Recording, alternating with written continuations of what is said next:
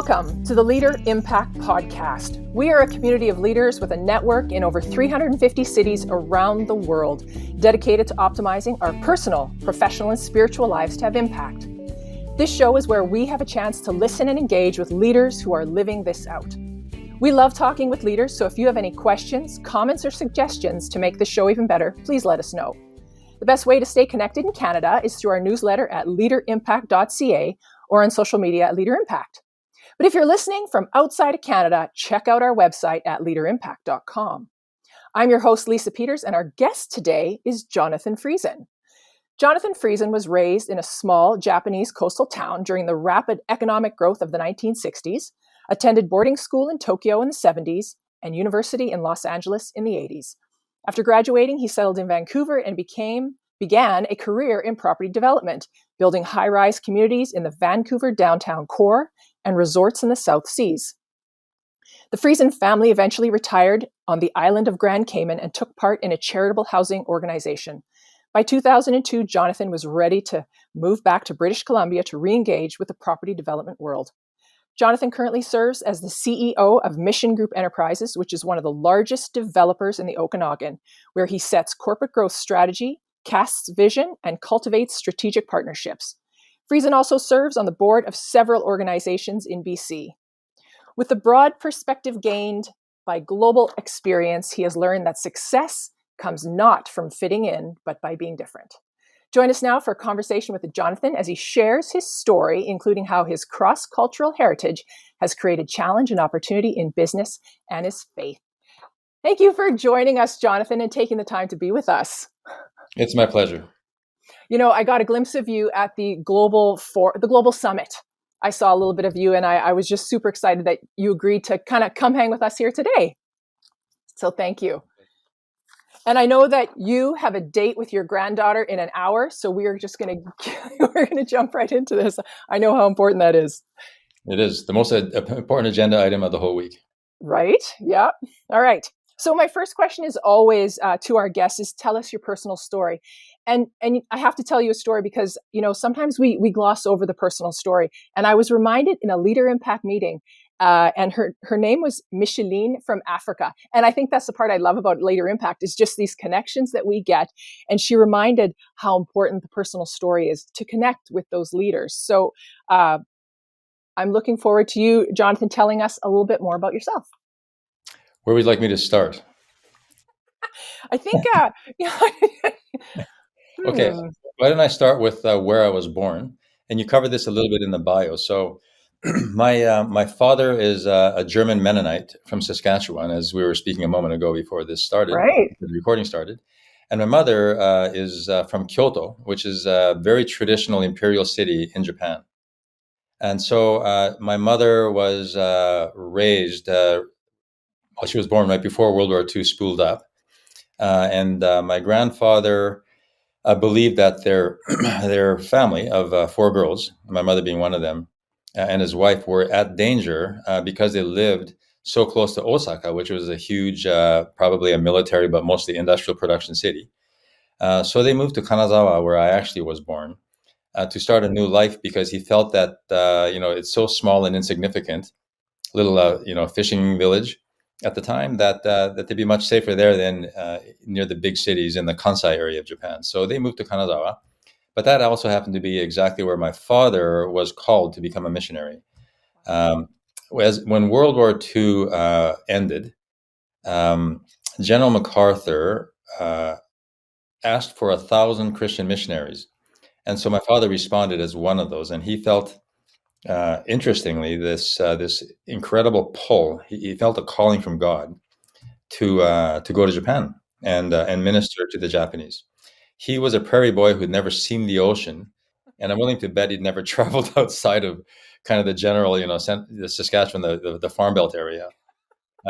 He talks about the first time he jumped on a train to head to Vancouver so he can get on a boat, and watching his family drive away in their little Model A or whatever it was, and how foreign of an experience that was for him and a challenge. Not only to get on a train and roll away from the little surroundings that he was familiar with, but then to jump on a boat, go over the Pacific, and end up in this country which most Westerners of the day would have called strange or different. There's nothing common in the Japanese language to the English language, so the first thing he did was get engaged in language school, learn the Japanese language. Then he was um, started his work as a church planter. One of the parishioners in one of those original churches was my mother. My mother, a classical musician, fell in love with J.S. Bach, who, who, as you know, had a strong belief of his own, and he wrote an amazing piece, an oratorio called Saint Matthew's Passion. So she and the words of Matthew's Passion are directly out of the book of Matthew.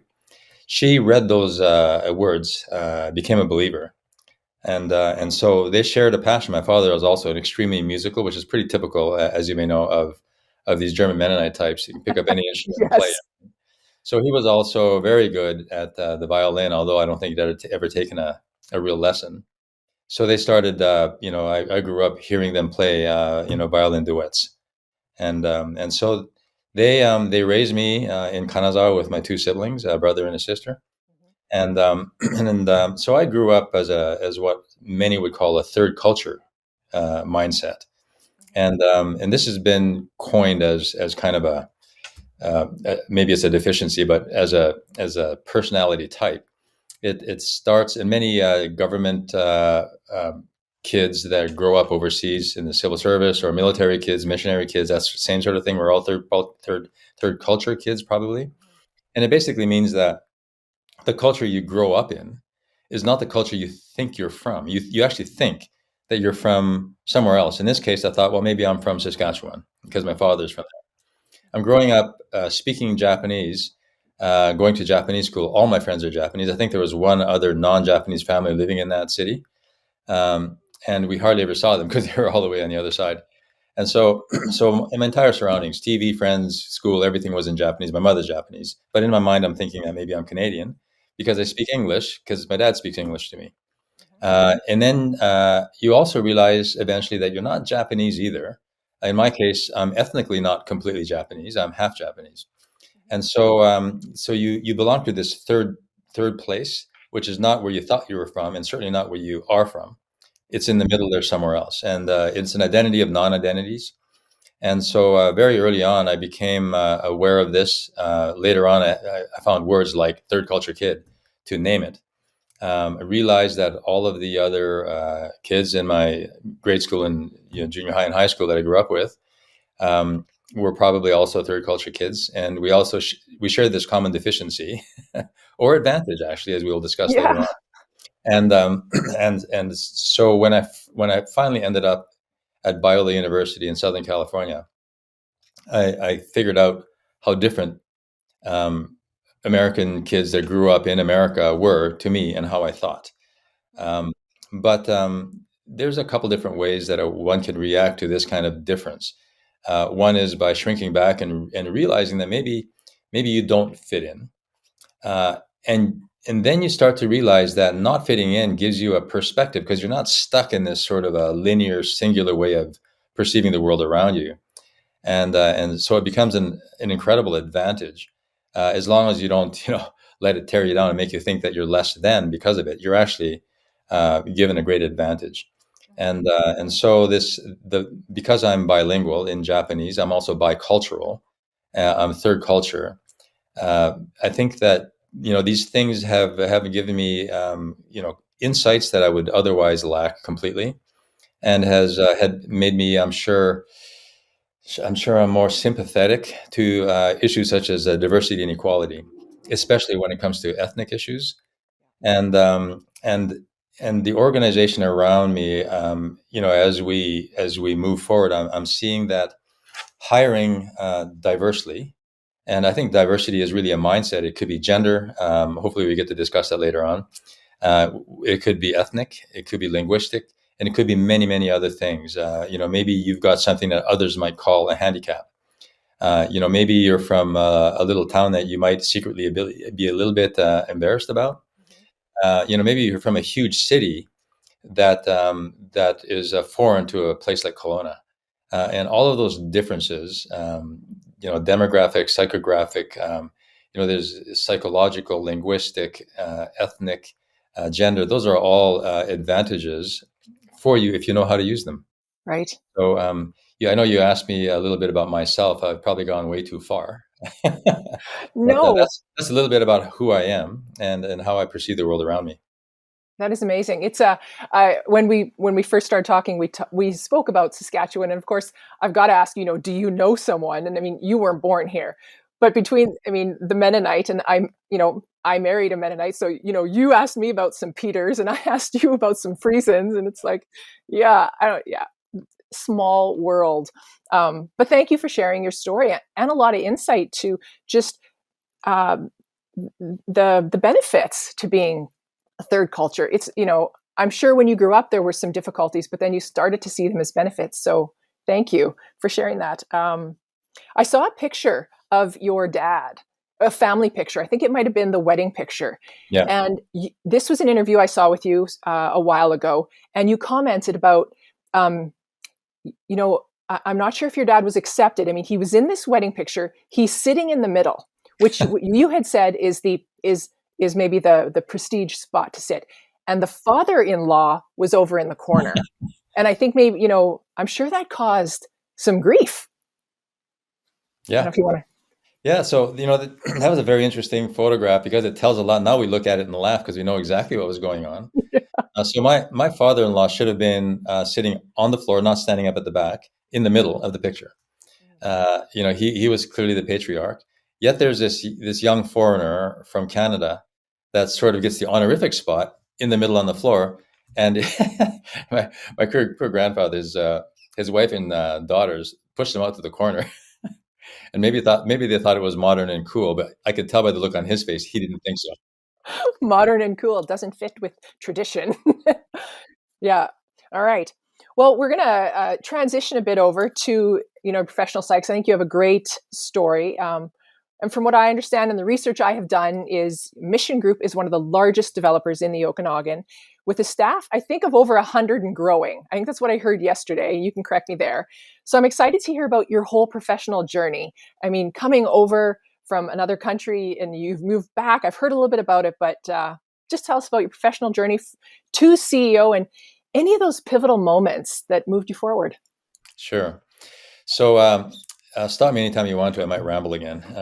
So first of all, we don't have 100 employees. I think we're right now just cresting over 90. We're doing some hiring right now again as the industry continues to expand and grow. And we work with actually thousands of other employees. We call them subcontractors, but we have many communities under construction in the Kelowna area, and each of them hire a lot of tradespeople, although not directly. So we're also responsible. I'm thankful to say this, that for a lot of employment, not just our own, but other organizations' staff as well. Your original question was, how did I get started? So I started out after graduating as a chemical trader for a large Japanese trading company working in downtown Vancouver. So the office was on the 28th floor of a significant office high-rise. And I thought I had arrived. This was my dream job. It also happens to be my first job. Felt very, very fortunate to be there. They hired me because I was half Japanese and I'm conversant in both languages, which is very handy for an organization like that, dealing with clients that were Canadian and bosses and the staff members and coworkers that were many of them were Japanese, and be able to go to a business trip to head office in Tokyo and be able to function perfectly well. So clearly, being bilingual was an advantage there, but very quickly I began to realize, which hopefully by now, I'm sure by now has been corrected in large Japanese organizations as well, that if this group of this type of organization in Japanese is called Zaibatsu, the Zaibatsu group or a Zaibatsu organization, and they're hundreds of years old. The organization I worked for had over a 300-year history. And they're well organized, but they're also extremely traditional and in some sense probably stuck in their ways. Hopefully not so much these days anymore. That was over 30 years ago that I worked for them. But it became quite clear that I was unlikely to ever lead an organization like that. Mm. And I'm not saying that everybody should lead an organization. I think some people should not lead an organization. But I was I was made aware that as a mixed-blooded, half Japanese individual who did not join the company in Tokyo and did not go to one of several select Japanese universities, that I would never reach that level, would never have the opportunity to reach that level of leadership in that organization. And I recalled the words of one of my professors who said, if you don't at least have the opportunity to become president or CEO, then maybe it's time to leave.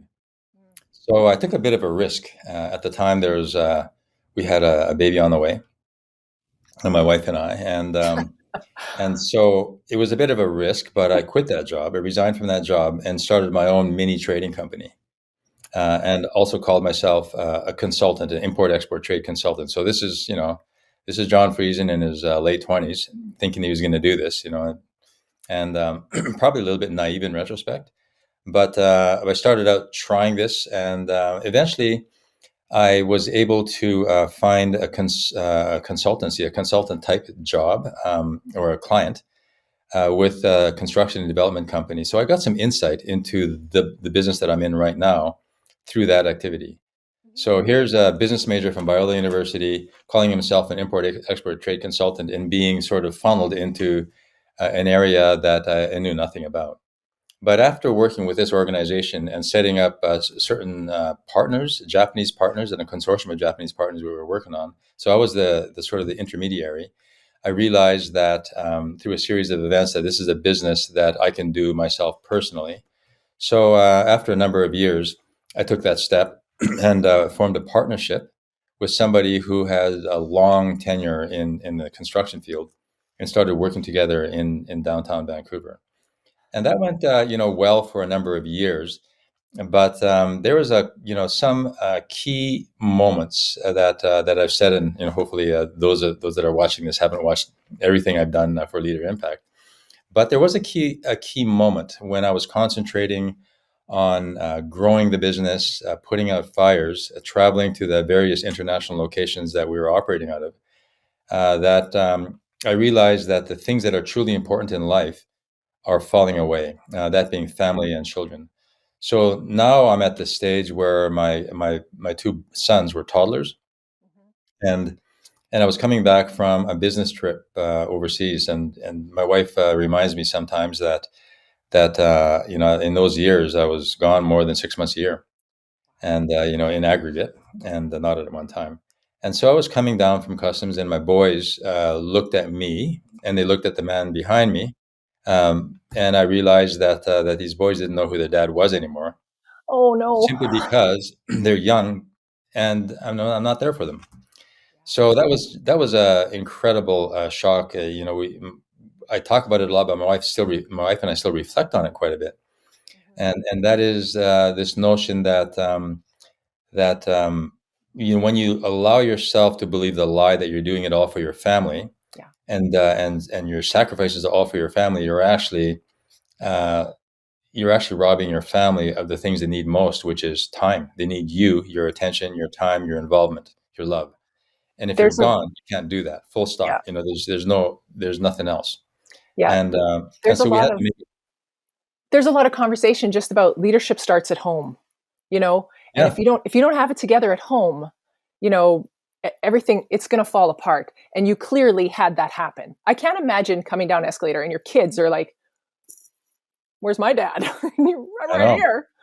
Yeah, yeah. Yeah, that's tough. So that marked a change. It took 2 more years before we were able to wind everything up that I was doing. So I sold out of that organization, and we moved to Grand Cayman in the Cayman Islands, where I concentrated on simply being a good father and a good husband. So we make lunch together for the kids. I take them to school. I pick them up after school. I play with them. We were lucky enough to live on a beach. We did that. Spent a lot of afternoons fishing. We and trying to well, it wasn't too late. The kids were still little, and so I was able to rebuild those kinds of relationships with my boys. That even today, I think I can see the benefit there. we mentioned earlier on that every Friday afternoon is my play date with my 4-year-old granddaughter. And I want to be that kind of a grandfather as well. I want to be present, make that a priority, and don't ever say business is more important. Now, there are some times when you just have to do something for work, and that's perfectly fine. But it better be very important, and it can't be consistently important from week to week. Right. So, I think just, we don't, because I think there are some people who are listening going, yeah, but you're older now, you can reflect on that, and you can take time away. Some people are looking at it and they don't have the money and they have to work hard, and they've got caught up in this money trap. And I don't know if you have any advice for, no, like, you have to step back. And sometimes you just get so wrapped up and you don't know how to get out. so my comment there would be that stop telling yourself those lies. Uh, and Yeah. sorry to sound so so direct, No, but that's good. there is no money trap. You can concentrate on the things that are important. You can scale back the lifestyle that you think is important. You can sell everything and move somewhere. You can live in a maybe a cheaper house.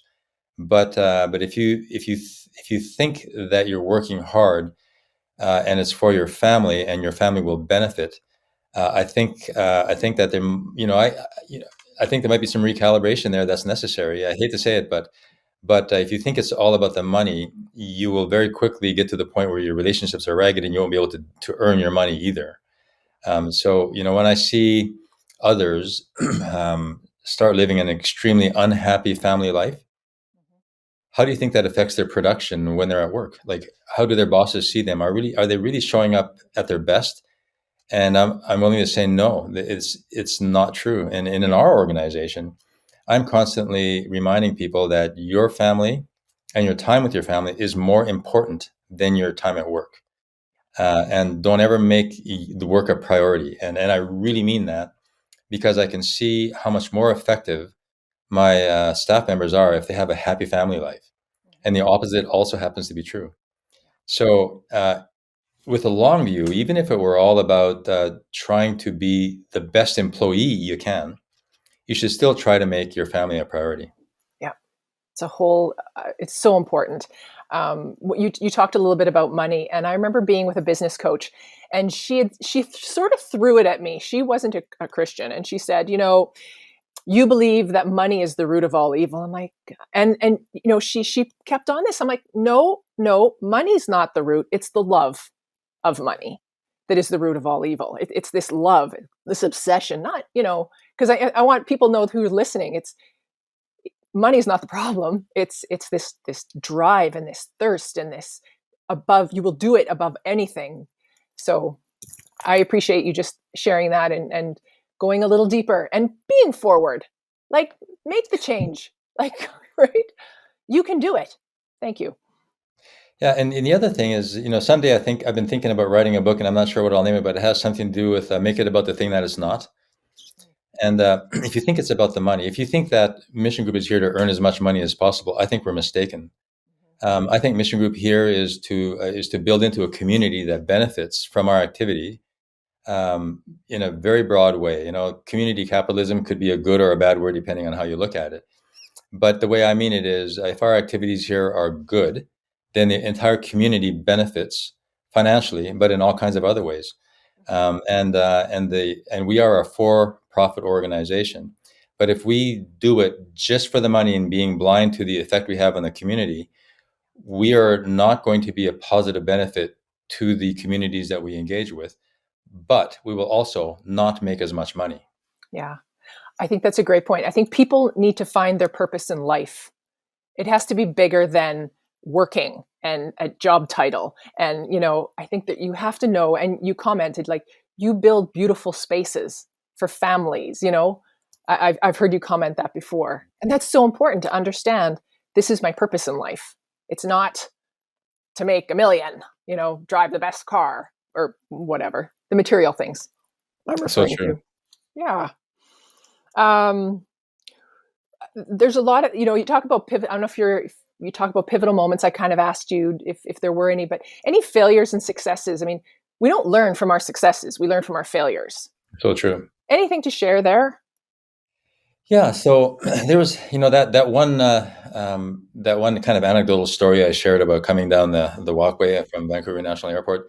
That was a clear failure, and that's the one I really like to point to. And once again, it was all about putting the emphasis on the work, the time you spend at work, and the money that you make or don't make at work.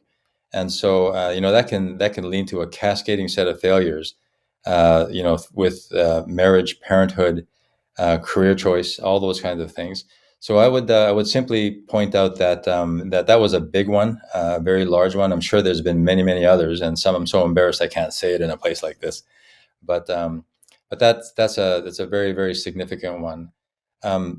Smaller failures, though, I was reflecting early on that some people often ask me, "How did you get here?" and what are the things that you wish you would have done, or in other words, failures. Uh, when I was early on in my career, I did often think that I probably have. It's a set of it's definitely is hubris, but this level of arrogance that says I have all the answers. If not, I can figure them out on my own, and I'm going to forge forward with this business, my way. I I think that very quickly, life and business lessons will knock those corners off. And now, if I were to do it all over again, I hope I would say I need to rely on my coaches and mentors. I need to know that learning is lifelong. And if I don't learn these lessons, and if I don't engage these individuals as my superiors and my mentors and my coaches, I won't achieve the level of business acumen Mhm. that I otherwise could. Yeah. And so early on, I often thought, I know I've got it all. I don't need any help. Now I realize today I need more help than ever. I'm constantly looking for people who can be my mentors, and that seems a little counterintuitive, but I think that's kind of a mistake slash lesson that we can all learn early on. Never too late Mhm. though.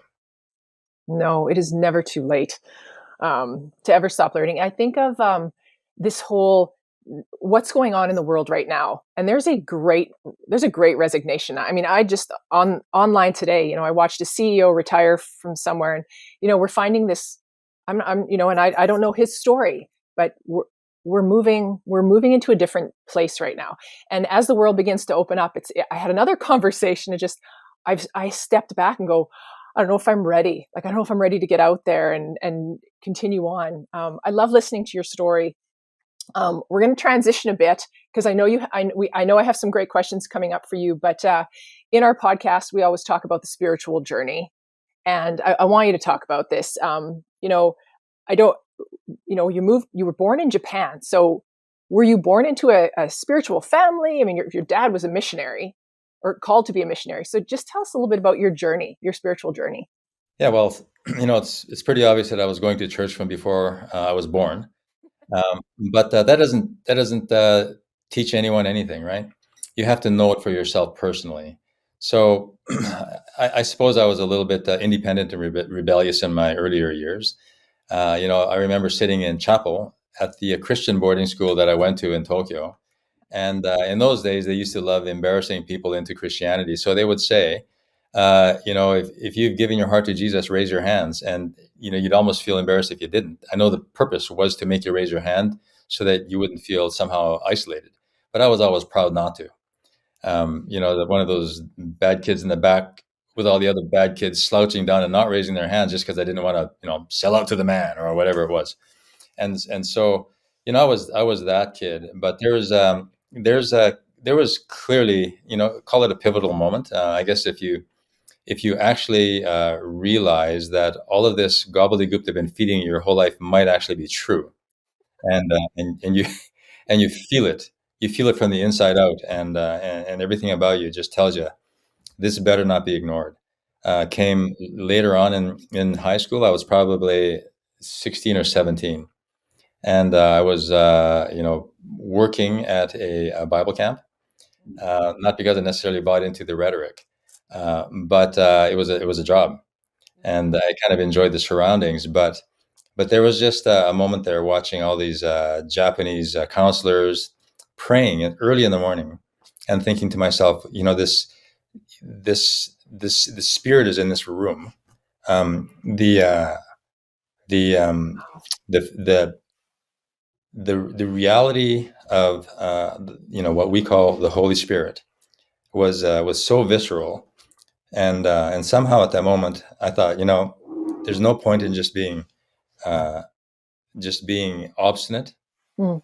There's a true meaning here, and it's time that I just accept it. It's not really so much me coming up with a narrative that I can accept. It's accepting the reality around you that God is real. That I need to pay attention to this if I expect to be part of the universe as it's actually been put together by the Creator. So that's a very, very key moment that I think about all the time.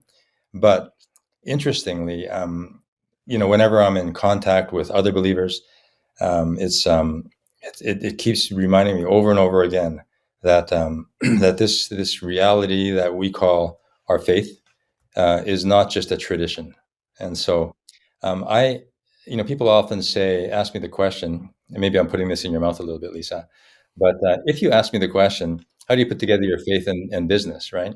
Hmm. How does That your was the faith next work question. together? Oh, was it? Okay. Perfect. I'm looking at your piece of paper. Um, if somebody asked me that question, I'd say, you don't. How can you put together your faith and your work? You are who you are. You can only respond according to your experience. And if my experience is centered in the faith of that as a believer in the saving power of Jesus, then that better affect everything I do. It's not, it wouldn't matter if I go to Starbucks and order a coffee, or if I come to work, or if I'm speaking to my wife or my granddaughter, I better be the same guy all the time. Yeah. And so it's not a question of integrating anything. It's just living out what I know to be true wherever I go. Yeah. So I don't try to join the evil world of business with happy, good world of Christianity. Uh, I think that I'm a believer. I can only see the world the way I see it, and I have to live and respond that way to the best of my abilities. And that's all there is to integration. Just simply living what I am, just like any other CEO would. So, what are some of those values you take you hold as a Christian that you take into your business?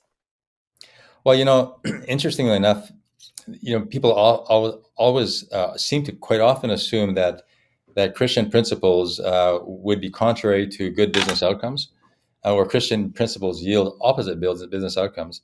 But if you simply stated, what are the main things that should define every believer? Um, it's simple things like do what you say you're going to do, live up to your commitments, tell the truth, be honest. It's okay to be transparent. We are fallen individuals. If you pretend like you're not, those around you will simply conclude that either you are self-deluded or you are profoundly dishonest because they already know you're flawed, right? Yeah. And so why not admit it when you make a mistake and say you're really sorry and mean it. Treat others with respect, in truth, and wouldn't you rather do business with somebody that simply tells you the truth, admits it when they made a mistake but they fix it, and everything they say is genuine and honest, and those are the kind of ways. That's how I expect to be treated, and that is certainly how I hope I treat everyone around me, and I hope that's the culture that our organization holds true all the time. As far as I can see, we seem to do a pretty good job almost all the time. Well, leadership starts up here. That's right. And It's a start. I don't think you need to tell anyone you're a Christian or have a cross in the background. It's exactly what you said. It's how you treat people. It's you say what you do what you say you're gonna do. You know, even if the lights are out or there's no one there, you still act with good character. Yeah, I mean, you don't have to tell me. I can see it.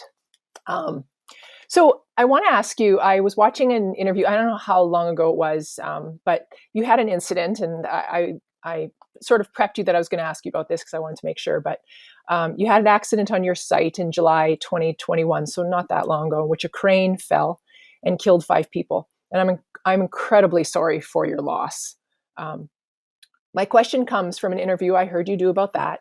And in your interview at the end, you had spoke of how, reflecting back, you see how God had prepared your team 6 months in advance of this accident. You had gone through the exercise of preparing a risk assessment. You had you had updated your insurance providers. You had hired some key people. You had a solid culture.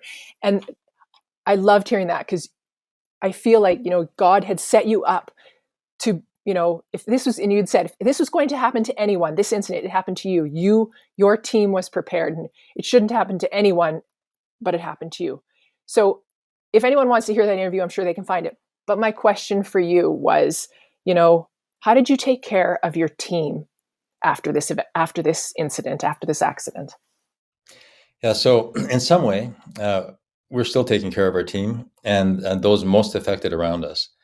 This incidents like this don't sort of go away in a few months. So this happened on July 12th of last summer, and and how did we take care of our team? The first thing we did was the the people who were most affected were our men and women down on our construction sites that were right there. Um, those individuals who perished were not our employees. They were employees of a subcontractor in charge of dismantling the crane. And so when it all happened, it was a very difficult period of time, especially for those people on our own construction sites, those members of our own teams that knew these individuals and had been working with them for months. Um, and um, and so we immediately brought in professional counselors for those individuals to meet with as groups and individually. There are still a few of us who are engaging with professional counselors. They've got what anybody would call PTSD, and so we dealt with them with compassion. We also knew that there was going to be financial ramifications to an accident like this, and let them know that nobody's variable pay, so in other words, bonuses that are a result of profitability or hitting budgets and so on, will be affected as a result of this. That building closings and the financial results of the closings will be as though the accident had never happened, because it's not their fault, and to be penalized financially for that would be completely incorrect, and in my opinion unethical, although probably legal. Um, and so and everybody surrounding that this whole incident, we did the best we can and still continue to show as much compassion. Some individuals are traumatized to the level that they simply couldn't come to work for a long period of time, so we give them that time. And when things like this go on, the number one thing is, how do you take care of your team and show compassion, show love to the individuals that are affected by this. And frankly, even those of us who were in this office and never went to the site after that happened were deeply affected. And so it's a hugely dark period for our organization. But depending on how we're able to respond to this sort of thing publicly, as well as internally, defines who you are, and this it's what we often call brand. So we've recently been discussing this brand question and brand assessment, and we believe that our brand, even after something so disastrous today, is stronger than it was before the accident. And so I hate to say it, because no one would ever want to take an opportunity of gaining from something this disastrous, but there are always things to learn and ways to get better when the tough things happen in life. Yeah. And I know our conversation is a little bit about differentiators. Differentiators are so often born of calamity or trauma, or things that sort of take you outside of the box, baggage, if you want to call it that. And so are extremely disadvantageous incidents like this. They can make us stronger and better, um, based on the strength that God can give us and how we respond to it as humans, as people who love other humans, people that care deeply about how others um, or how others are doing in the face of this kind of calamity. And so it's really whatever it takes. Yeah.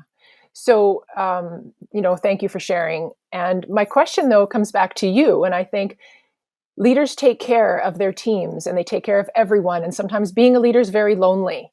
So, my question is, who takes care of Jonathan Friesen? Who takes care of Jonathan Friesen? Well, I think that there's a couple answers to that. First of all, I try to be less guarded than a lot of folks think the CEO should be. So one of the practices that we have with our lead team, so myself and all my direct reports, mostly vice president level people in our organization, we do a daily huddle. Like every single morning at 8:45, we meet. It's called a stand up. You're not allowed to sit down because it's going to be short. And everybody goes out in a room and just speaks of whatever their top of mind is at that moment, and it could be a business item or a personal item. And one thing I always try to show in there is a level of transparency, right? So, there's of course limits as a leader to be exactly how transparent you can be. But if you got something that's bugging you or bothering you, or something that's getting you down, well, then it's okay to talk about that there. And if I can do it, then so can everybody else. So we're my leadership style is all about honesty and transparency, but you can't have one without the other. And without both of those things, trust could never be built in an organization. That's one thing. I also belong to a very, very solid peer group of CEOs out of Vancouver, and and it's called High Impact Labs. But this group of CEOs, we operate with this thing we describe as the cone of silence. I don't know if you remember Get Smart. It might be before your days. An old TV series I remember back when we came to Canada now and then. But the cone of silence simply means whatever gets said in there doesn't get repeated. And so you've got CEOs of significant organizations in British Columbia. Most of them are global. Um, can say, I'm feeling really burnt out, and I don't know how I'm going to continue. That's okay to say that, Mm-hmm. and you get the support of other leaders, corporate leaders, who who can share common experience to help bolster those individuals who are suffering. So I think it's very important for all of us to have a mentor peer group. But if you are transparent, those around you, those who report to you, those who you report to, your board of directors, your chairman, they can all be such great resources. But I will say, the number one support I have is my wife. There's a safeness and a sanctuary there where I can express anxieties without being judged. There's no corrective measures that get spelt out there, right? So usually we all have our own. We know what the corrective measures should be, or they are. But just to be able to express them out loud in those three different settings with my peer group at work, with my peer group which is outside of work, and with my own family, I feel extremely well supported. Which is a great transition to leader impact question. How have you been involved in leader impact groups or leader impact? We right now I'm not involved in a leader impact group. That might not be quite what you were looking for, but we finished right before Christmas a group that we were holding in our office. Okay. It was a very, very good experience, but it was a book study.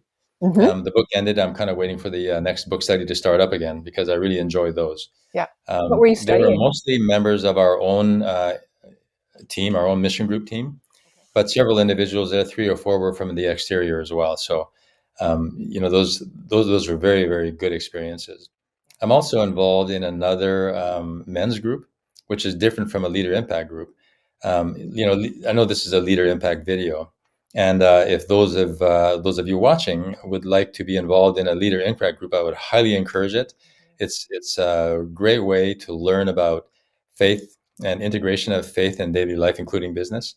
But I would say any group that is faith based will have huge benefits. I agree. Nice work. So we're almost at the end, but I have two more questions to which I ask all my guests. And I look forward to your answer on this one. So, Leader Impact is dedicated to making a lasting, or to leaders having a lasting impact. And as you continue to move through your own journey, have you considered what you want your faith legacy to be when you leave this world? Yeah, that's a good one. So I changed my answer 2 or 3 times since you first posed it a while back.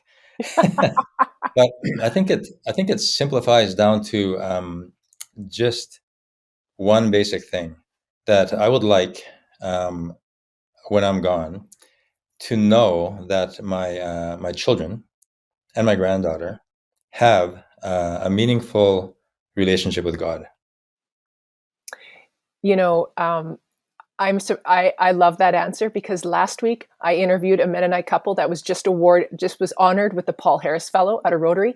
They said exactly the same thing as you, and they're very strong Sure. Mennonites. They said Oh, exactly, and I had a feeling that's what you were going to say. okay. Like, I can't wait. So it's a great answer. What's yours? When I heard that from Otto and Florence, anything I'm involved in, and again, this may change because you're putting me on the spot, but anything when I'm involved in something, I hope it continues, and I hope I'm, raising my children that they go on to do great things. And it was funny because my father-in-law was there when I was interviewing Otto and Florence, and my father-in-law my father-in-law his grandkids are amazing children, and they participated in a silent auction for a Rotary fundraiser. And I think 8 of his grandchildren all purchased items to support Rotary. And which supports Canadian mental health and the Ripple Effect program. We grew up in Rotary. And so we're continuing that for art. It was just, so I kind of expected that answer from you. So it is so perfect. So my final question for you is, what brings you the greatest joy? What brings me the greatest joy? When I walk into my place of work or at home, if I feel a sense of cohesion and unity, then that makes me so happy. Oh. So it's not about a thing. It's not even about a vacation or an experience. It's just that sense of cohesion and unity when you know that everybody is pulling in the same direction. They're all bought in, and there's no detractors. And there's something about walking into a room like that or an organization like that. And it's not always that way. I'm not trying to pretend like that's my life. But when this happens, and frankly, right now is a time like that for our organization, but it's not always like that. And it's like that right now at home. So I'm a happy camper right now because I have a sense of overwhelming unity that I will say is really a result of the divine. It's really what we're talking about. Oh, my cheeks hurt from smiling. That's a great answer. Yeah, I could feel it when you walk in. That joy that you get. So thank you. Well, I want to thank you. This ends our podcast. This ends our time with you, John. And we hope everyone listening has enjoyed it. But thank you for taking the time. I know you're a busy guy. We had some problems getting together, so I'm so glad that it finally worked. So thank you. Now, if anyone wants to engage with you, John, would you like them to go to missiongroup.ca, or, how would you like people to contact you if that works? Yeah, that's I'm happy to engage anybody who would like to. My email address at work is jfriesen, JFRIESEN, at missiongroup.ca. If you happen to forget that email address, just go to our website. If you just do a Google search under Mission Group Kelowna or just Mission Group, it should come up. And you can leave something in the general mailbox. It'll definitely get to me. But jfriesen at missiongroup.ca, please feel free to email. You're the best. Thank you, John, for joining us today. Love it. My pleasure. All right. Well, this ends our podcast with John. We hope you enjoyed our time together. And thank you again for joining us. Now, if you're part of Leader Impact, you can always discuss or share this podcast with your group. And if you're not in a Leader Impact group, we would love to have you. So check out our groups available in Canada at leaderimpact.ca. Or if you're listening from anywhere else in the world, check out leaderimpact.com or get in touch with us by email, info@leaderimpact.ca, and we will connect you. And if you like this podcast, please leave us a comment, give us a rating or review. This will help other global leaders like John find our podcast. So thank you for engaging with us. And remember, impact starts with you.